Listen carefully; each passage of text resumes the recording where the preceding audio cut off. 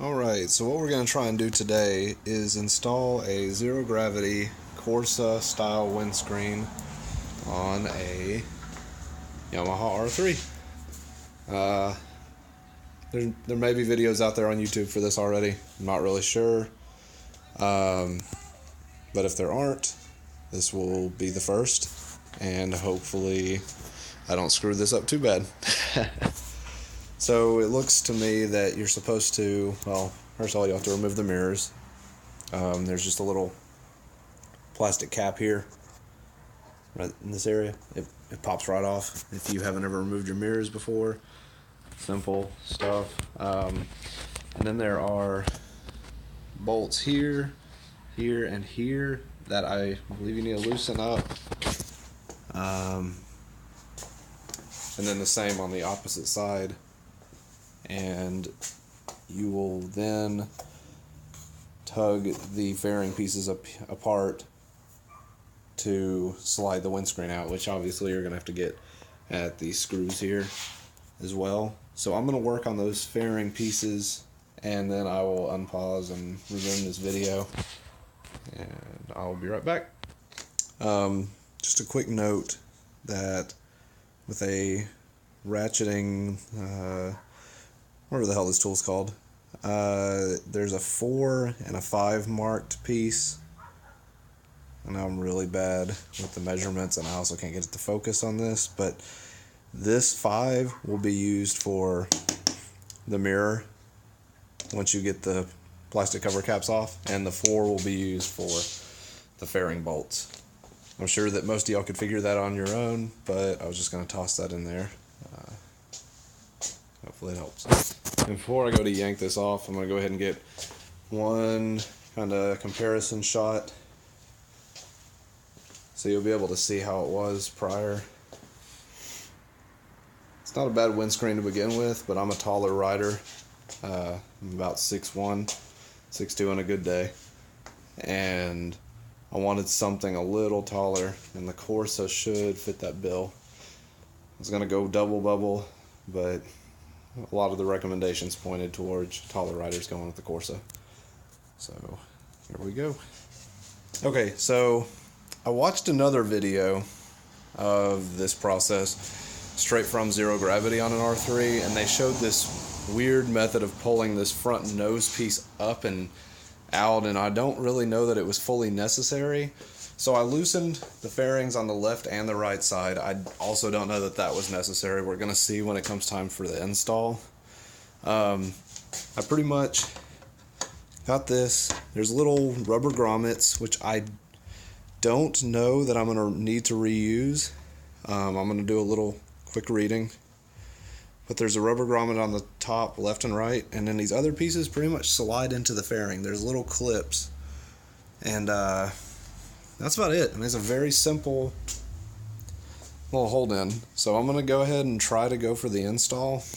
And, I mean, I could record the process, but really, this is pretty straightforward. Also, while I'm thinking about it, here's a quick side-by-side of the stock windscreen and the Corsa. As you can see, the Corsa should make a fairly significant difference. So we will see. That is also the light smoke, in case anyone's wondering. I don't think that the Corsa was available in anything other than light smoke and clear. The double bubble, I think, is available in dark smoke. But really, this is, it looks pretty good. You know, the dark smoke would probably be more of a blacked out look. But I think that this should still pair well with the matte gray scheme. And actually any other color scheme on the R3 for that matter. Alright, so I did go ahead and reuse the grommet on the right side, so I'm going to reuse that grommet on the left as well. It's a little bit of a snug fit, but it does pop right in there. And it'll go right in this area. Same place that it was before. Got it on that side. And get that in there and start screwing things back together. Honestly, it was just as straightforward as I had hoped, and everything just goes back into place where the tabs are. And obviously I'll get a shot of it when it's fully installed, but looks pretty good. It is definitely much higher. I like the look. Some people might prefer the double bubble, but I like this sport touring kind of look. Alright, we're almost finished up here.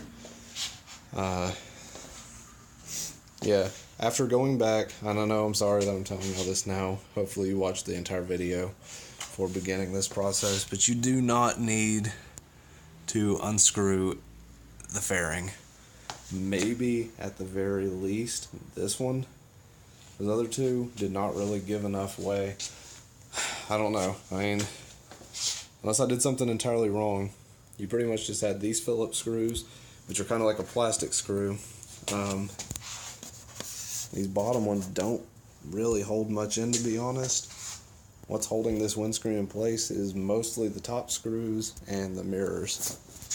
So you pull the mirrors off and the Phillips screws, and you're pretty good as long as you're gentle with the fairing. I mean, I don't think you're going to crack it, because I'm pretty heavy-handed with stuff, and I did okay. Let me get this mirror on, and I'll show you the final result. Alright, we're back, and I have fully installed zero gravity Corsa windscreen. Take a step back. It is definitely raised up. I think it looks pretty good. I'm about to go give it a test ride and see how it handles, and I'll probably pop that in the video description. Give a quick little review. Hopefully I'll have a GoPro set up soon, and I can actually do more standard style moto vlogs instead of just these walk around garage view scenarios. If you follow my Instagram, Smash Moto, I also just finished installing the Akrapovic GP slip-on exhaust, and I like it so far. Sounds pretty good. It's nothing crazy. It's not a full exhaust, obviously, but you're not really going to squeeze that much more power out of a 300. So hopefully this video has been of some help, and we'll catch y'all later.